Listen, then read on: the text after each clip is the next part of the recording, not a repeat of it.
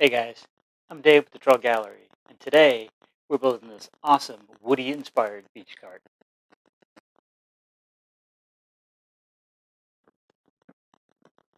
We have family that recently moved to coastal Florida, and they're close enough to walk to the beach. But the one problem with walking to the beach is you got to carry all your stuff.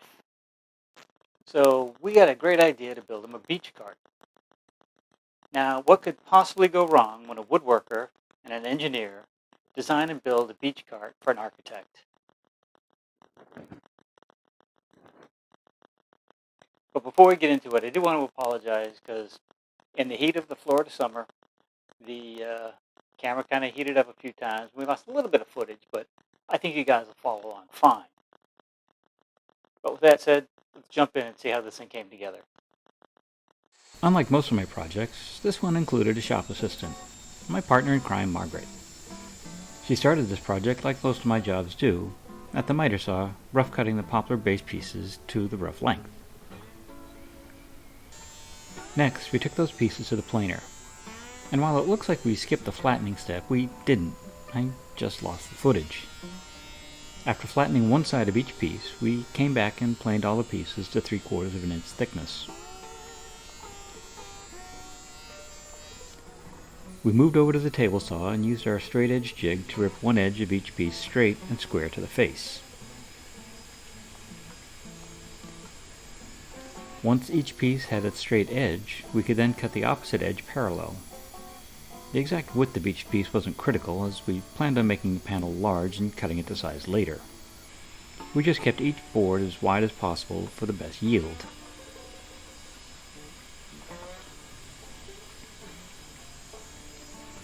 With the pieces all prepared, it's time for the first glue up. Since this is an exterior project, we went with a waterproof glue, and my glue of choice is Type Bond 3. We ran a bead on each edge, spread it out for good coverage, and clamped everything together. We checked each of the joints to make sure the panel was as flat as possible. In hindsight, clamping calls would have helped to keep things lined up, but I didn't think about that at the time. We set the panels aside to dry and moved on to the next phase.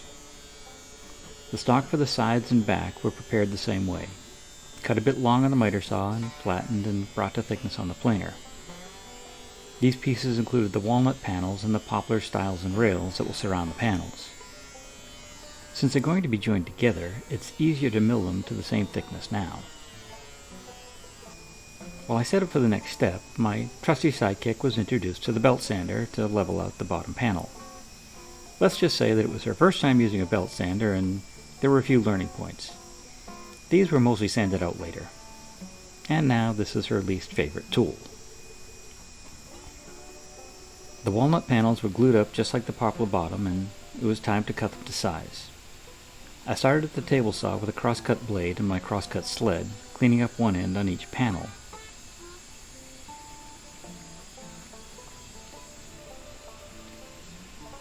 The front panel was marked and cut, and then the two side panels were lined up and carefully cut at the same time to ensure they'd be the same size. The blade was swapped out for a dado set, and I added a sacrificial fence to the table saw to ensure that the blade didn't get too close to the rip fence. Then the tenons were cut on each edge of the 3 panels. After a few test cuts, we dialed into the tenons so they would fit nicely in a 1/4 inch wide by 3/8 inch deep groove. These panels were a bit wieldy on my small table saw, so we ran each one twice on each side, just to make sure our tenons were sized correctly.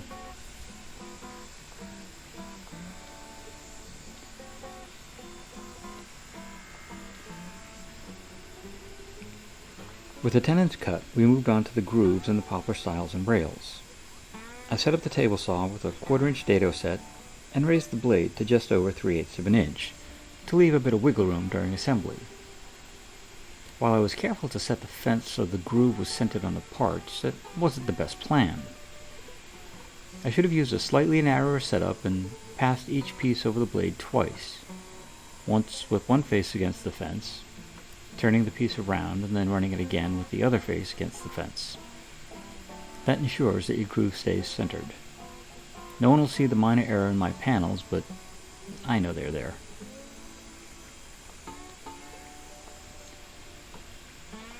The stiles on each panel also needed tenon, but since this is a design-on-the-fly project, I didn't think of that while we had the saw set up earlier.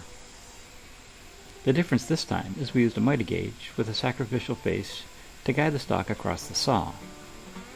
This not only adds stability, which adds safety, it also minimizes any blowout as the cuts are completed, with the miter fence supporting the stock through the blade.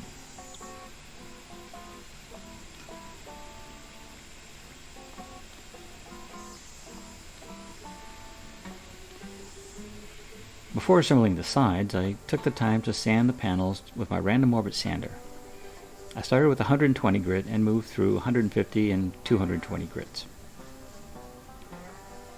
Once the walnut panels were cleaned up, I put on the first coat of spar varnish. I used a foam brush to try to minimize any brush marks and to ease the cleanup. I'd prefer to use a water-based finish, but I haven't found a good exterior option that I can get to level out well. I have one that I keep practicing with, but to date the finish still isn't great, despite the manufacturer saying that it can be brushed, rolled, or sprayed. It's time to assemble the panels. To do that, we put one rail on a walnut panel, added glue to each tenon on the stiles, and then slid them in place and added the second rail.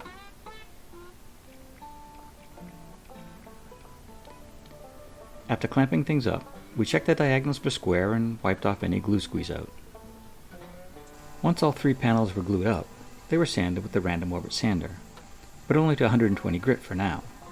We're just leveling out the joinery and removing any machine marks. When the panels were ready, I put a 3/8 inch straight bit in my router and added my edge guide. I set the guide so that I could cut a groove to accept the bottom panel, with the top of the groove 3/4 of an inch from the edge of the panels. Had I thought about it beforehand, I would have cut stopped grooves on the two side panels. Since I ran the groove all the way across, there is a gap on the closed end of the cart. I added a little filler piece after assembly to hide those spaces. With the joinery cut, we could take actual measurements from the cart. We dry assembled the sides and the front, and measured for the size of the cart bottom. Since the bottom is larger than my table saw and I don't have a track saw yet, I got out my straight edge jig and my circular saw and cut the panel down. I did my cross cuts first and then my rip cuts. This allows any tear out from the cross cuts to be cleaned up by the final rip cuts. In hindsight, a nice piece of Baltic birch plywood would have also worked for the bottom and saved a lot of time. I put a 3/8 inch rabbiting bit on my second router and set the depth for about half the final thickness of my cut. I made one pass around the bottom panel, adjusted the bit height, and took a second pass. I tested the fit of the panel in a test piece with a groove that matched the sides. One last adjustment on the router, and a light pass was all it took for the bottom to fit nicely into the grooves of the sides. I switched over to a 1/4 inch spiral bit and added an edge guide to my router. This time to add some sand cleanout slots to the bottom panel. We laid them out about a 1/2 inch in from where the front panel will be and made 3 slots, each 3 inches long. Using plunge cuts and several passes, each slot was cut out. I don't like to go too deep with each pass. I'd rather do several shallow cuts. That gives me more control and extends the life of the bit. I also made sure to work from the top, so if there was any blowout on the last pass, it would be on the underside of the cart. Rather than keep the sharp corners on the open side of the cart, we decided to add a round over. We grabbed a compass and played with the size until we found a curve that looked good. Once we laid out the arc, we clamped the two sides together and cut the curve with a jigsaw. There was a little blade drift. Alright, there was some serious blade drift, and I tried to clean it up as best I could. But we finally ended up sanding it smooth with the random orbit sander. Due to the size of the cart, I did something I rarely do, although you should do this more often. I actually planned out the glue up. Clamps were put in place, a trial dry run was done, and it was time for the real deal.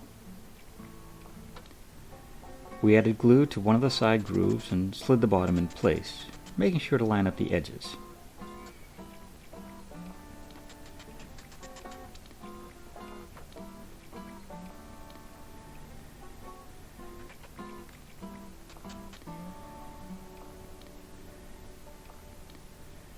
We repeated the process on the second side and lightly clamped everything in place.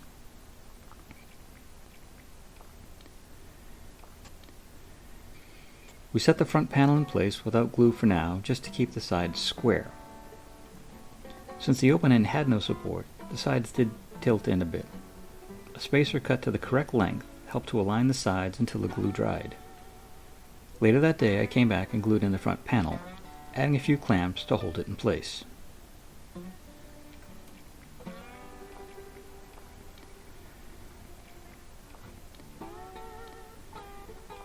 The next day I decided to reinforce the join area with dowels.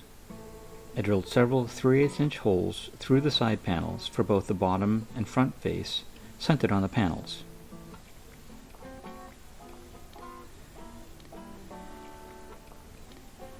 Each dowel was glued and tapped into place.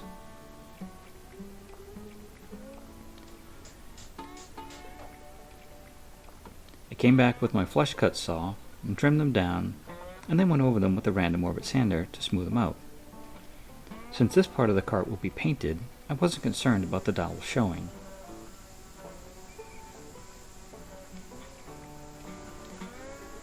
It's time to shift the focus to the undercarriage. First up is the wheel support.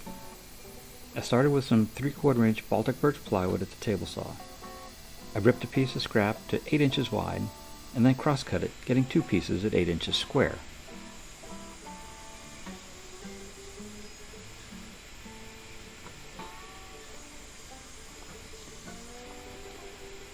I laid out the angles on the square pieces I had just cut. I measured down 2 inches from the top and marked 2 inches on the center of the bottom, and then took them over to the miter saw to cut. After transferring the angle to the saw, I set up a stop lock to register off the square shoulder of the top.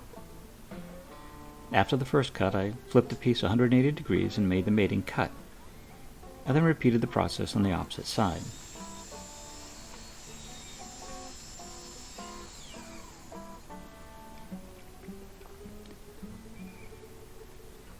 Next, it was over to the drill press to drill the holes for the axle. I planned to use 5/8" all thread or fully threaded rod, so I chucked up a 5/8" Forstner bit. To make sure the two sides were drilled in the same location, I set my fence and a stop lock to register the pieces off of, and then I drilled the holes. Back at the table saw, I ripped another strip of 3/4" Baltic birch to 8 inches. I reset the fence and ripped 2 strips of 1/2" Baltic birch to 2 inches. Each of these were still longer than it needed, and they were about 24 inches long. I measured the distance I'd need between the outside wheels and the axle, to allow the wheels to be close to the outside of the cart, but keep them under the sides of the cart. That measurement came up to 21¼ inches, so I cut the undercarriage plate to that length. I also cut the 2-inch pieces to that length as well, but they'll be cut shorter later.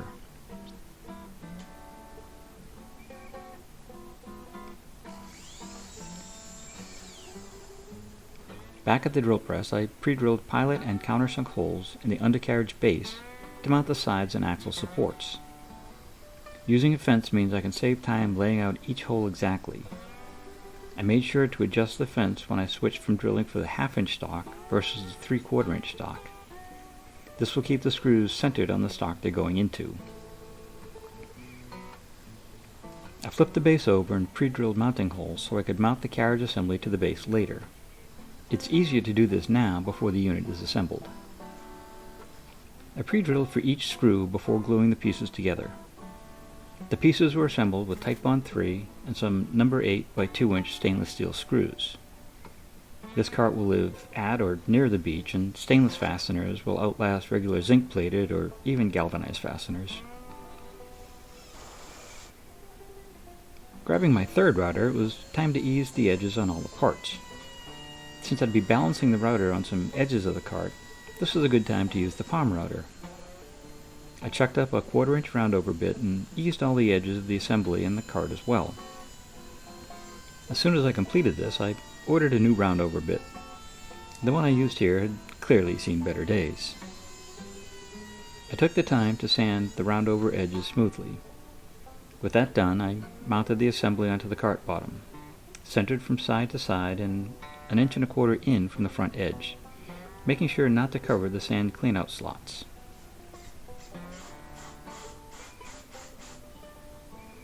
It was about this time I realized having the axle pass through the plywood might not be a great idea. I ordered a couple of bronze flanges to rest between the wood and the thread. This means I had to re-drill the holes to fit the 3/4-inch flanges. I created a jig from another piece of 8-inch stock, clamped it in place, and marked the existing hole location by using a 5/8-inch Forstner bit. I took that piece to my drill press and drilled through the center point with a 3/4-inch Forstner bit. I can now go back and clamp the jig in place and use that as a guide to drill out the new holes. I also chose to back the holes with another piece of scrap to prevent any blowout. The front foot of the cart was assembled much the same way as the axle assembly. The biggest difference is that it has a 4-inch wide bottom foot of solid maple, and it's 12 inches high. The maple was used since it's a dense wood and will take a bit of abuse over the years. And rather than attaching the foot right at the edge, it was set in 5 inches.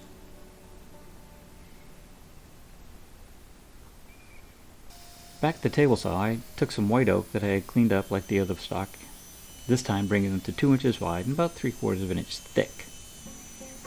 I set up a rip blade and set my fence to 5/16 to resaw my stock. These pieces are just trim and I was shooting for a finished thickness of 1/4 of an inch. I set my blade height to about 1 inch high, made one pass, and then flipped the stock end for end, keeping the same face against the fence, and made a second pass. Resawing at the bandsaw wastes less wood, but I don't have a bandsaw. Yet. So this has to do.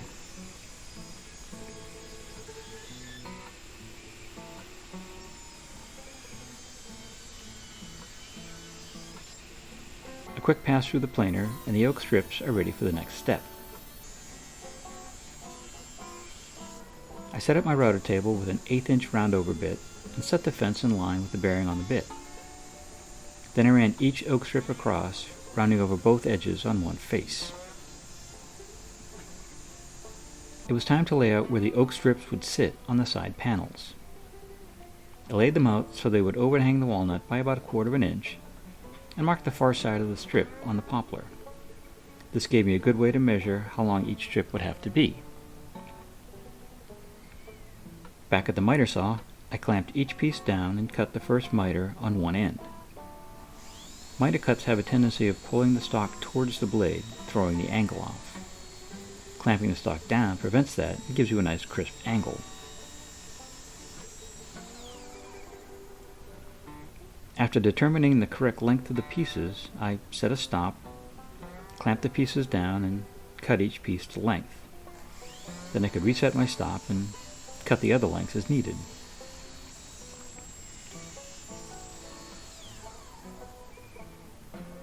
To begin installing the strips, I used a framing square to align one short end of the oak trim in place along the lines I'd previously drawn.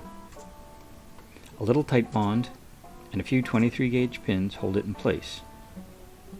Next, I move the framing square in and use it to line up one of the long pieces square to the first, and glue and pin that in place.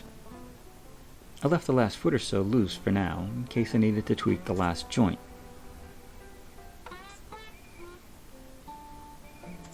I repeated the process with the other long trim piece and finally added the other short piece, making sure the joints were square and tight. I repeated this process on the other side and the front of the cart. I left the inside panel smooth. Adding trim on the inside would just get beat up and they'd be in the way when the cart is being loaded later. After sanding the oak trim through 220 grit, it was time for finish. Again, I went with an oil-based spar varnish and applied it with a foam brush. When all the hardwood was coated, I was pretty unhappy with the finish. There were runs and brush marks and all around a crappy looking finish. It's too damn hot to brush a finish like this in Florida. I even applied one coat, doing one face at a time, each side horizontal to eliminate the drips, but the brush marks were still annoying. It was time to do what had to be done. After sanding the finish to 320 grit, the last 2 coats were applied with my HVLP spray system. Spraying leaves a smooth finish without runs, drips, or brush marks. This gave me the results I was after. A smooth, clean finish. I just hate having to clean the gun out after using an oil finish. When the spar varnish had enough time to thoroughly dry, we taped off the panels, trim, and undercarriage, and sanded the oversprayed areas with 150 grit with a random orbit sander. The cart was wiped down and the tape was checked again. When we were happy with our prep work, it was time for the first coat of primer. And spraying might be faster, but we wanted to get some work done together. 2 coats of exterior primer inside and out should do the trick. After 2 coats of primer, sanding by hand at 220 grit between coats, it's time for 2 coats of exterior gloss paint. I buy my paint from a local Benjamin Moore dealer, mostly because I can tell them what I want, what I'm doing, and what material I'm painting, and they'll set me up with the perfect paint. This was no exception. This stuff sprayed on easily and looks great.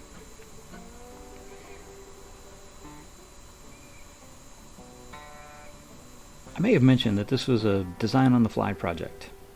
I had planned to paint the undercarriage, but at the last minute we decided to keep the Baltic birch natural. Rather than dig out the spar varnish and the spray gun again, we went with several coats of a high-gloss exterior varnish in a spray can.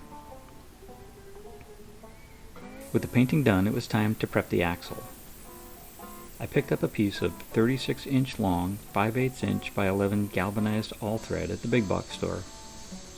I determined how long it needed to be and clamped it to my work table. With what I think was the correct cutoff wheel, I cut it to length. And then I eased the edge of the cut end to make sure that the nuts would thread on easily. I also kept a nut on the shaft to both help with the clamping and to make sure there were no burrs from the cut. The bushings for the axle were pretty close to a press fit, so I just tapped them in place with a hammer.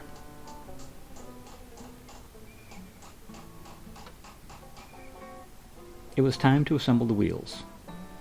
We put the all-thread through one of the bushings, added a washer and a wheel, making sure that the air stem was facing the center. Then we added another washer and a nut. After running that closer to the first bushing, we repeated it for the second tire, only backwards. Nut, washer, tire, washer. And then we ran the all-thread through the second bushing. We could then add the outer tires. This time we started with washers next to the bushings, the tires this time with the stem facing out, and another washer and a nut. Once we had everything in place, we added some thread lock to hold the nuts in place and snug them up by hand. Not too tight, we want the axle to spin freely.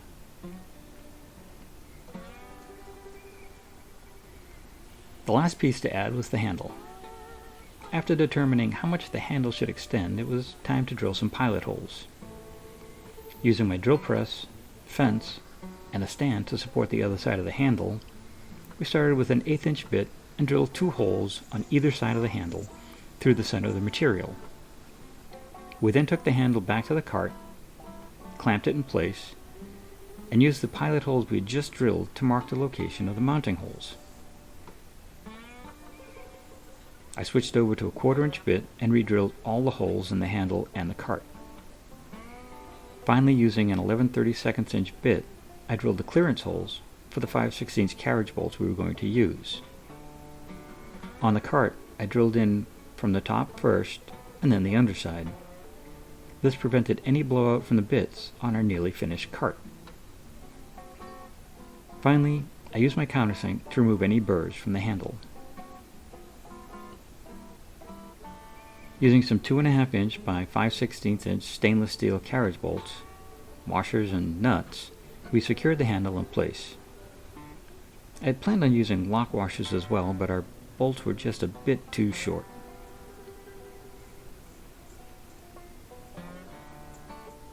Nothing left to do now but show off our finished project. This is beautiful. You can put your kids in I was there. expecting it to be this big. I think it's safe to say that this beach cart is one of a kind, and who doesn't love a Woody? They've got plenty of room for their coolers and chairs and diaper bags and whatever else they're going to need to take to the beach. With the stainless steel fasteners, the aluminum handle, the spar varnish, and the exterior paint, this thing should look great for years. And the dual wheels and the light materials make it easy enough to move around. I'd love to hear what you thought about this project. Was there something we could have done different, easier, smarter, safer? Put them in the comments below. Look forward to it. And if you enjoyed this video, give us a thumbs up and maybe hit that subscribe button. And then hit that little bell so you get notified each time we put out a new video. I'm still working on a project for me here in the shop, but because it's for me, it doesn't get pushed down on the priority list.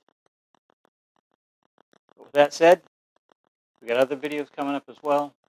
But for now, stay safe, have a great day, take care. We'll see you soon.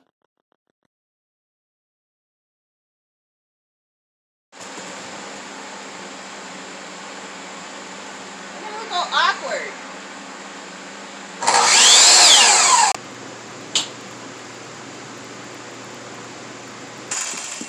I like it. That's crooked as shit. But anyways, so now you can take the sander.